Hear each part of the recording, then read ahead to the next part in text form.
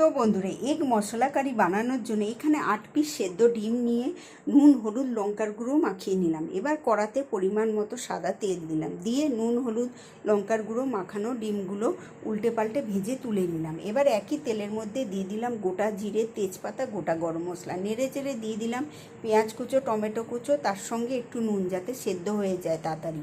তো লঙ্কা কুচো দিয়ে দিলাম, ঢাকনা চাপা দিয়ে দিলাম, ঢাকনা খুলে দিয়ে দিলাম আদা রসুন বাটা, হলুদ গুঁড়ো, জিরে গুঁড়ো, ধনে গুঁড়ো, লঙ্কার গুঁড়ো, তারপরে একটু জল দিয়ে দিলাম যাতে পুড়ে না যায়। ঢাকনা চাপা দিয়ে দিলাম, ঢাকনা খুলে একটু নেড়ে চেড়ে বেশি করে জল দিয়ে দিলাম, তারপরে স্বাদ মতো নুন দিয়ে দিলাম, ঢাকনা চাপা দিয়ে দিলাম। ঝোল ফুটছে, ভেজে রাখা ডিমগুলো দিয়ে দিলাম, ঢাকনা চাপা দিলাম। ঢাকনা খুলে দেখো গুঁড়ো গরম মশলা আর ধনেপাতা কুচি, কসুরি মেথি, ফ্রেশ ক্রিম দিয়ে একটু নেড়ে চেড়ে ঢাকনা চাপা দিয়ে 5 মিনিট স্ট্যান্ডিং টাইমে রাখলাম।